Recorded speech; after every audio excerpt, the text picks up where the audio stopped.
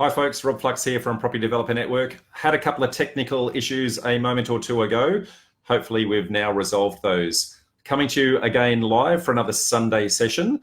This week's topic is property cycles, otherwise known as property clocks. Going to be talking to you about how the property clock works, how you can use that as a property investor, and also how you can use that as a property developer. So my humble apologies to those of you who were logged on a moment ago and had those technical challenges, but hopefully they are now resolved. Now, before we jump into the session today, going to give you a little bit of around the grounds and what is happening in and around the Property Developer Network community.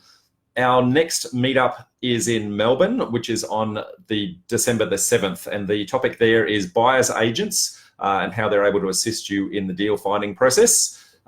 In Brisbane, our next meeting is on December 21st. Now, as that is so close to Christmas, that is going to be purely a Christmas party only with drinks. And Sydney will be January the 25th because we've already had the Christmas party for those guys, already had the last one for the year. But for both Melbourne and Brisbane, we will be using that as our Christmas party. Sydney has already had their Christmas party. So hi, everybody. Can see a few people coming on, so Peter, Shelley, and a few others. So welcome, folks, and thank you for joining me. Now, the property cycle or property clock, as it's otherwise known, there are a number of different reasons for using the property clock. Now, property clock is something that market analysts or people that actually study the economics of the market tend to use as an indicator of where we are actually in the market cycle. Typically, it's used by property investors, and it's used in order to time the market as to how to get into the market in order to actually understand whether or not we're actually coming into an up market or down market, etc. But it's also used for property developers to actually understand the risk that is in the market, inherent in the market. So if you understand those elements, you can then factor that into your feasibilities. And if you know that you're in an upswing, then there might be some cream on top of your profit.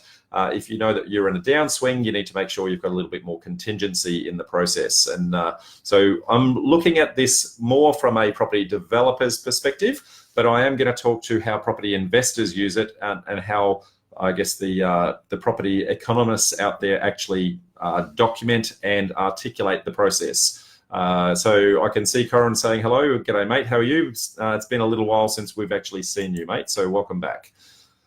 Now, phases of the property cycle. So I guess when we think of a cycle, it's generally represented in the form of a property clock. And the clock is, I guess, 12 o'clock being the top of the market, 6 o'clock being the bottom of the market. Now, unlike a clock, whilst the hands on the clock are actually representing where we are in the process, it's not linear.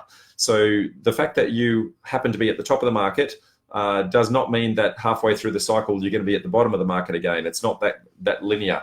What tends to happen is that the process from slumping happens quite quickly, then it sits at the bottom of the clock for quite some time and then takes its while to get to a certain phase within there and then takes off again. So if I talk to some of those phases, it will make a little bit more sense. So assuming that we're starting at the top of the clock, which is the top of the market, the very first thing is that we start to go through a slump phase. So the slump phase occurs as a result of oversupply in the market, due to, I guess, too much activity of builders, developers, etc. At the end of a boom. So the boom has hit. Everybody has responded and trying to jam as much into the market as humanly possible, and it gets to the point of saturation or oversupply. And then at that point, the slump starts to happen. Okay, when that starts to happen, property prices stop growing, and in some cases will decline slowly initially, and then will start to speed up. New home buyers and that sort of things are going to find themselves in a little bit of trouble at this point, because at this point the valuations are going to start to drop off from where they thought that they were going to be, especially if they've got delayed settlements in the process. So it's quite important that people actually understand where they are in the market when they're starting to purchase. So it goes all the way down. So it goes through a couple of different elements. So at about 1:30 is the kind of the start of the decline. At 3 o'clock, you're very firmly in a declining market, and it starts to accelerate quite quickly once it gets to the 3 o'clock mark. When it gets to about the 5 o'clock mark, it's close to the bottom, but not quite there. And 6 o'clock is the bottom of the market. Now, it tends to sit at the bottom of the market for quite some time. Now, they talk about the property clock being a cycle that takes anywhere between 7 and 10 years, depending upon how and where you are. But most of that time, I'm going to say about 70% of that time, is somewhere in and around the bottom of the market or the start of the recovery phase. So it's, you know, it's not always on the upswing and it's not always on the downswing. And what you tend to find is that when you're trying to time the market, not much happens for quite some time. And then when it does happen, it happens quite quickly. So when it starts to get off the bottom of the market, when it starts to get into the recovery phase, you're probably at the 7 or 8 o'clock mark at the start of the recovery. And it's trying to build momentum at this point. Now, where it's in that upward phase, okay, you're going to start to see vacancy rates start to slow, rents start to rise, property values start to increase, but they're not increasing by a huge amount at the moment. But when you're in that middle of that, you're generally getting to the point where housing affordability is still within range, but starting to accelerate away from people. And so the investment cycles and that sort of thing start to move against people very quickly once it actually gets into the rising market. Now, the rising market hits at around the 9 o'clock mark. And then from there, the race to the 12 o'clock tends to happen quite quickly in comparison to how long it's taken for the rest of the market to get all the way around. And you will generally find that depending upon the area that you're in, that rise will happen in somewhere between 12 to 18 months typically before it hits the peak of the market, and it might sit at the peak of the market for about the 6-month mark. Now, all of this is an estimate. I guess there's no exact science behind it. It really comes down to analysing the market and seeing all the indicators, which I'm going to talk about in a moment, and making sure that you're actually assessing how and where you are in that process. Now, as I said, the clock is typically used by investors. Okay, so an investor will have a look at the market and try to pick the bottom of the market to get in and the peak of the market to get out, or the peak of the market to try and refinance and pull a whole bunch of equity out of their process. And if they're smart, they'll sit on the sidelines while they wait for it to drop to the bottom of the market again. Now, the challenge is that it's not like a crystal ball. It's not an exact science. And so you have to be very, very careful in trying to use the clock as the only indicator that you are trying to go to invest in the market. Now, as a property developer, you want to be very careful in, I guess, using these indicators also to make sure that you're factoring in a level of risk into your project depending upon where you are. Okay, so I can see that question's got, a question, where are we now on the property clock? I will come to that, Hayden, in a couple of moments, mate. So I appreciate the question, but I've got a little bit of content to go through, and then I'll come back to that one, I promise. Now, I forgot where I've lost my point there, but I promise you, Hayden, that I will come back to you, mate. Now, I guess while I'm at it though, good time to actually be asking questions, because there's always a little bit of a delay between you guys asking questions and the responses coming through. So please do that. Now, what impacts how and where we are actually on the property cycle? So there's a number of things that go into this, and a number of external factors will impact the clock and where we are on the clock. So interest rates and the lending environment are some of those things that will impact quite significantly. So where the lending environment is quite difficult to actually get funds, as it has been in the past with a whole bunch of regulations in and around APRA, then you'll find that because people can't get into the market, then that starts to be an indicator that we're having challenges and we're starting to go in a downward cycle. Where interest rates are starting to go lower and lower and lower, then that is a good indicator that I guess the government is trying to invigorate the market and trying to kickstart things. So when you're watching, I guess, the interest rates and that lending environment, you'll notice that relatively recently, APRA has made a whole bunch of changes in and around that to try and make it a little bit easier to get some funding. And also they've been dropping the Reserve Bank's been dropping the interest rates to try and kickstart the economy. So those things are good indicators.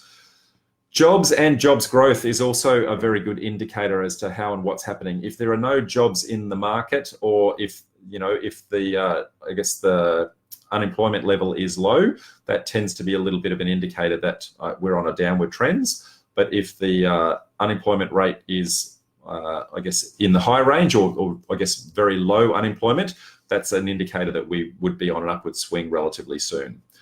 Population growth is also a great indicator as to where people are coming from. And when you're looking at population growth, there's a number of things to look at. So it's net migration. So there's always population that moves out of an area, population that moves into an area, and there's also natural population growth as well. So people that move into the area come from both interstate, they also come from overseas. So when we look at those indicators and have a look at that net population, that will be a good indicator where.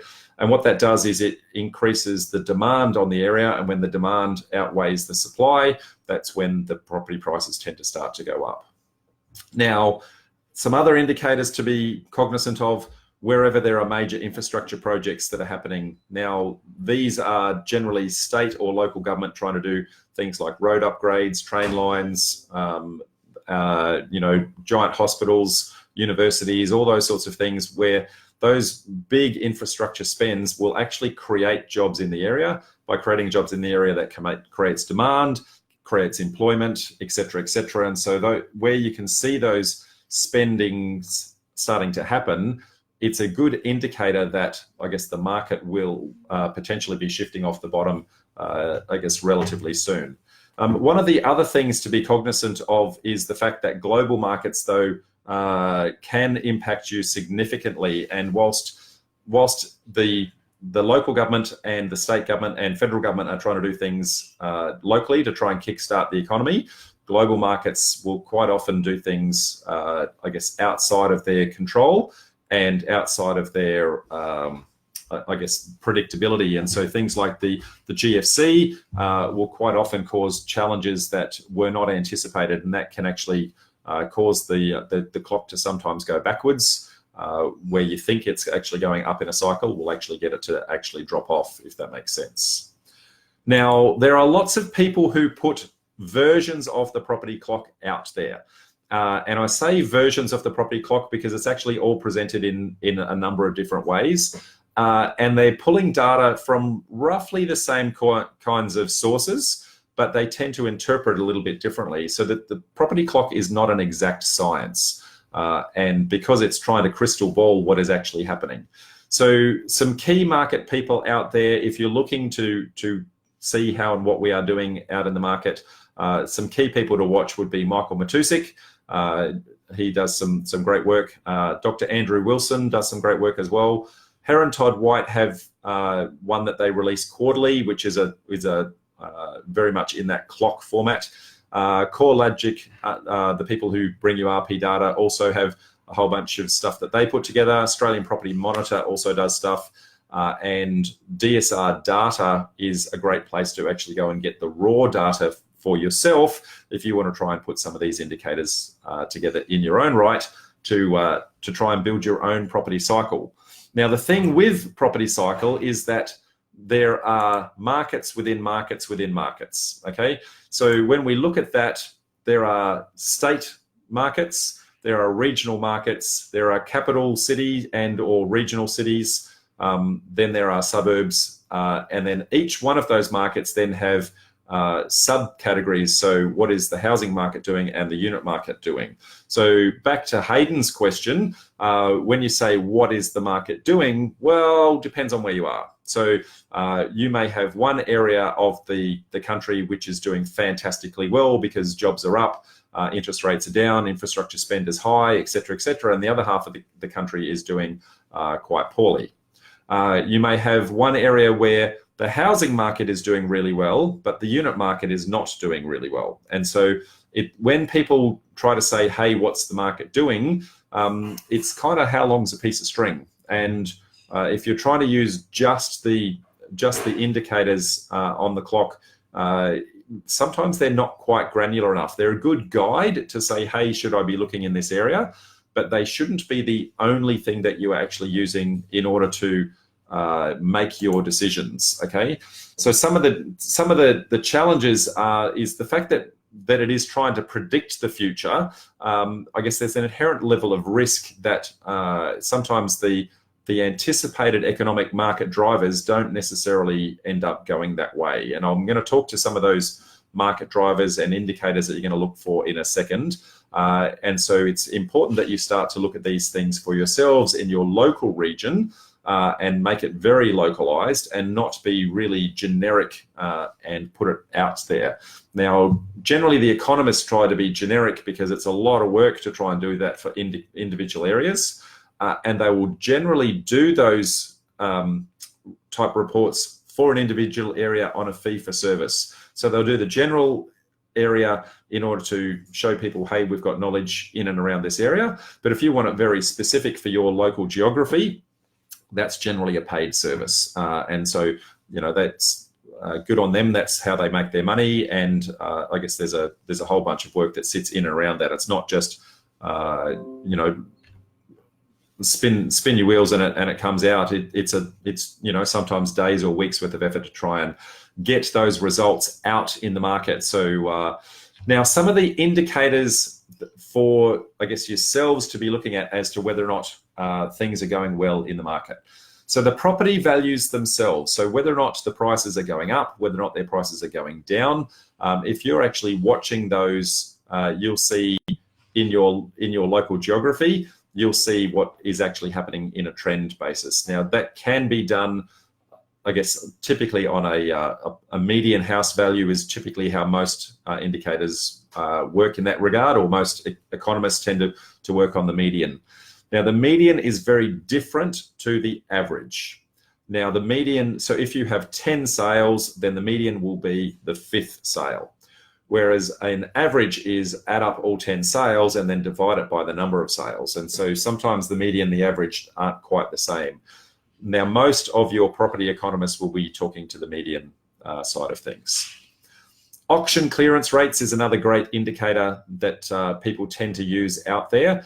Now, I guess the challenge with auction clearance rates is that there are some portions of the country where auctions are very, very popular, and other portions of the country where it's not very popular. So for example, Melbourne and Sydney auctions are very, very popular, but in Queensland, Far North Queensland, Northern Territory, etc., then they're not so popular. And so if you're using auction clearance rates in and of themselves, then you want to be very careful that you're looking at, I guess, the geography that you're trying to interpret that with. Now the auction clearance rates is not necessarily, hey, it's sold on the day, but it's sold within a reasonable period of time under auction conditions that made that an unconditional sale. So, you know, when a property market is hot, you'd tend to see those auction clearance rates very, very high. When the auction clearance rates are a little bit colder, then I guess it's a good indication that the market is slowing. Some other things to be mindful of, I guess there's development approvals, which will see people like ourselves doing lots of applications into council, but the approvals may not necessarily actually result in construction. Sometimes that's because the market has worked against us. But if you look at the building activity, so building approvals, this is how many of those development approvals then turn into, I guess, finished product. So if you're looking at your building activity, then if you see high levels of building approvals, then you're going to see that we're in a very, very buoyant market. Things are actually going really, really well. So a lot of the economists out there, people like CoreLogic and RP Data, will actually talk to dwelling approvals as a regular statistic to actually keep an eye on. So watch that for your particular geography and demographic, and you'll see that that's a good indicator. If not, just have a drive around your local area and see, you know, if we're looking at the high end of town, you're going to see cranes and that sort of thing. If at the low end of town, you're going to see a lot of sites actually under construction. So so you don't necessarily have to have a formal, hey, this is how many approvals are there, but you'll have a very good sense as to whether or not the economy is actually moving in your direction just based on how much builders you actually see in and around.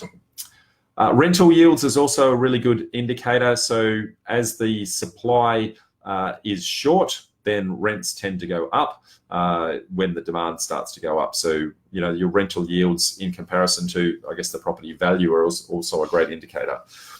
Vendor activity, so how many people are actually putting stock on the market, firstly, and then secondly, how many people are turning up to open inspections and you know, going through the properties, that sort of thing. You can get that from how many searches are happening on a property. You can get that from how many hits are actually landing on the site, how many of those actually turn into genuine inquiries. And when you've got something in the market yourself, your particular agent will give you those stats on your particular property, but you can also get those stats on how the market is doing as a whole.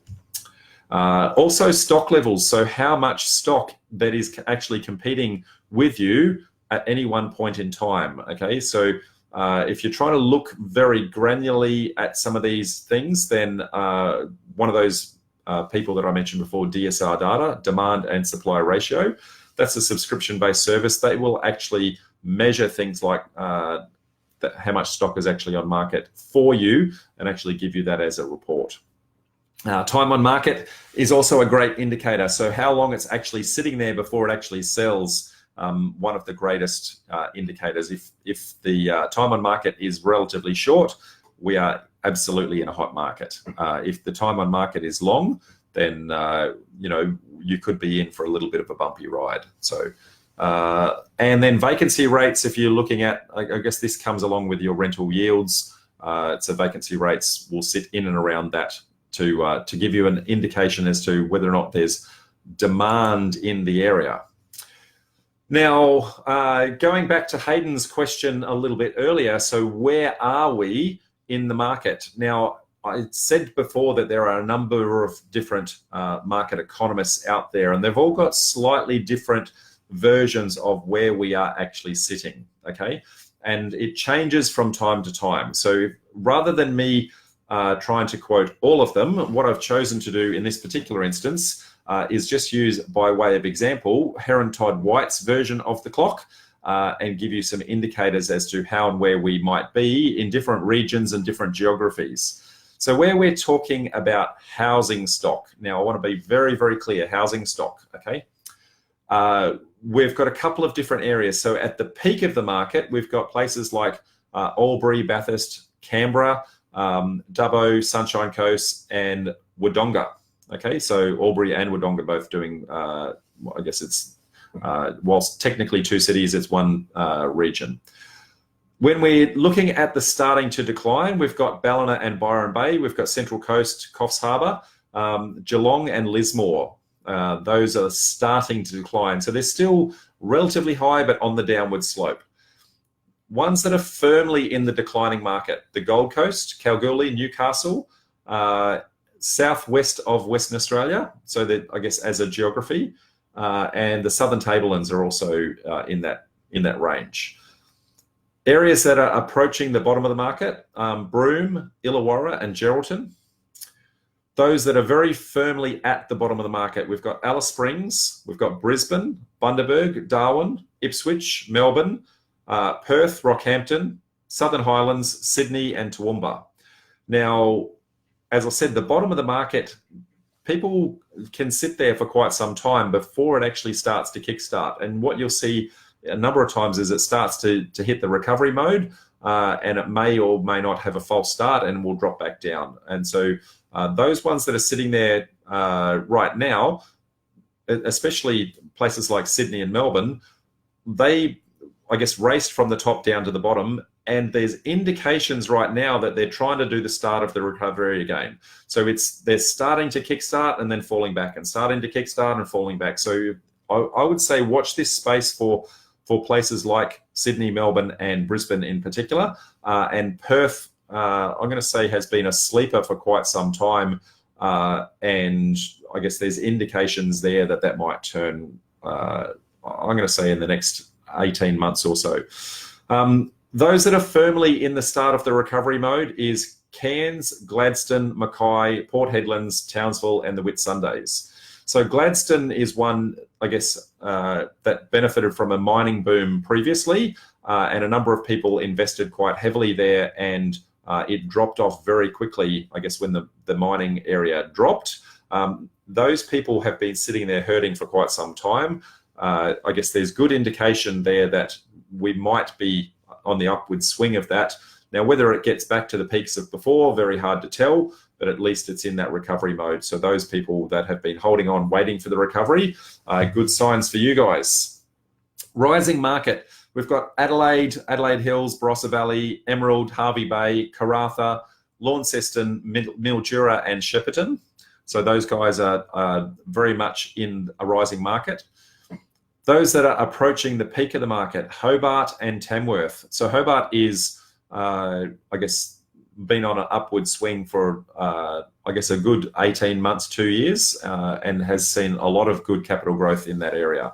And then from there, we're back to the peak of the market. Now, all of that, as I said, was houses. Yet there is I guess, also another clock to consider, which is, I guess, the unit market. And the unit market doesn't necessarily reflect everything that was actually happening in the house market, because there are different drivers that sit in and around those things. So if we go through that same cycle again, some of the areas will be relatively similar, but we're going to find some other areas where it's significantly different. So at the peak of the market, Albury and Wodonga again, Bathurst and the Sunshine Coast, all at the peak of the market if you're in the unit market. If you're in the starting to decline, so Ballina, Byron Bay, Geelong, Central Coast, Lismore and Coffs Harbour are all in the start to decline market. In a declining market is Canberra, Gold Coast, Kalgoorlie, Newcastle, Perth, WA and the Southern Tablelands. Now you'll notice that one of them there was Canberra. Now Canberra, I said before, was, and I'm just going to flick back to where Canberra was in the house market, because I know that that was at the peak of the market for the houses. But in the unit market, Canberra's, gee, I've just lost my place now. Canberra is on the starting to decline. So that's a really good indicator to say, really good evidence to the fact that the same area can be in different parts of the cycle for different product types. Approaching the bottom, Broome, Illawarra and Geraldton. And at the bottom of the market, we've got Adelaide Hills, Alice Springs, Barossa Valley, Brisbane, Bundaberg, Darwin, Ipswich, Mackay, Melbourne, Rockhampton, Shepparton, Southern Highlands, Sydney, Toowoomba and the Whitsundays. In the start of the recovery mode in that unit market, we've got Adelaide, Cairns, Emerald, Gladstone, Port Hedlands and Townsville. In the rising market section, we've got Dubbo, Hervey Bay, Karratha, Launceston and Mildura. Approaching the peak is Hobart and Tamworth, and again back to the peak of the market being Albury, Wodonga, Bathurst and Sunshine Coast. So they're the two market cycles as predicted by Heron Todd White. Now, as I said before, there are a number of other people out there that also have versions of the clock. So I would not be using just one of these as your indicator. So I would be researching multiple, making sure that everyone is actually in alignment. So those multiple people again would be Michael Matusik, Dr. Andrew Wilson, Heron Todd White, which I just mentioned, CoreLogic and their RP data side of things, the Australian Property Monitors, and I guess key indicators from DSR data and the like. So that's kind of the property clock, guys. If you are a developer, one of the things that I'd be very conscious of is understanding where your particular project is at from a geography point of view, having a look at where that is in the market cycle. If you're at the bottom and in the start to recovery mode, you might get some uplift from the sheer capital gain because the market is going in your direction. Okay, I would not be relying on that in order to create your profits. Be very, very clear. Do not rely on the property clock to actually create your profits. Instead, you want to make sure that the feasibility of your project stacks up and that anything that happens as a result of the upswing in the market just happens to be cream. Conversely to that, I want to be looking at, the property clock to say, well, if I'm at the peak of the market in going into my project, then I need to be cognizant of the fact that the market might drop and have an area of fudge factor that sits in and around that from my contingency point of view to make sure that should the market go against me, that I'm still going to be in a profitable state. And you may change the percentages that you've got in your contingency to factor that in and make sure that you actually stress test your projects to say, what happens if the market comes off 5%? What happens if it comes off 10%? What happens if it comes off 15%? Know exactly where where that breaking point is and the break-even point of your project is before you actually pull the trigger in it in order to go live. If you don't do that, what you could find is that you are getting yourself into a world of hurt because you didn't quite pick the market correctly. Now, Peter's got a question: are townhouses considered units or houses? It's a good question, Peter. Unfortunately, townhouses are a little bit of a grey area, and the challenge there is that every single state government captures a townhouse from a demographic point of view as a unit. So it's actually considered a unit from a statistical point of view. I really, really wish that they would actually separate those as a product category type, but every single state government and the titles office in those state governments tend to capture that as a unit. So hope it answers your question, but it doesn't give you a lot of granularity, unfortunately. So you kind of get a little bit of a lumping in and around that. So there you go, folks. That is property cycles and property clocks. I guess if you've got any questions in and around this topic, now is the time to reach out. And whilst I'm waiting for questions to come through, I'm just going to have myself a little bit of a sip of water. And also give you a little bit of an indicator with regards to some of the upcoming events that we've got in and around our Property Developer Network community. So for those of you who are based in Melbourne, on December the 7th, which is next Saturday, we have our very last meetup for the year. That is going to be, I guess, using a buyer's agent to assist in your deal finding and actually understanding how that is. We also have our regular Real Deal coming through on that as well. That will be our Christmas party for Melbourne. Sydney has already had the last meeting for the year and already had their Christmas party. And Brisbane's next event is on December 21st. And because of how close it is and the proximity it is to Christmas, being only 4 days away, we're not actually having a formal meeting for Brisbane. Instead, that is only going to be a pure Christmas party and just a social event. Now, Sydney has already had the last meeting of the year. So the next event for Sydney will be January 25th. And we've got Ian Ugarte from Small is the New Big. He's going to be talking about HMOs, rent per room, and a number of other different terminologies that sit in and around that, and how you can actually maximize that, I guess, from an income cash flow perspective, and how you can actually use that. So anyone in Brisbane, that is for you,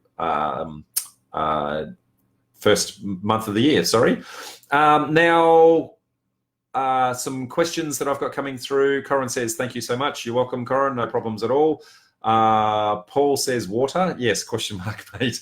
I had a Christmas party on Saturday night and I had a Christmas party on Friday night. And so, yes, I'm very much on the waters today, mate. So, although just the way you challenge me, you tend to indicate that I'm an alcoholic, but I can rest assure you that I am not. Peter says, so if it's a unit, then we should look at the property clock for units. Correct, Peter, that is absolutely correct.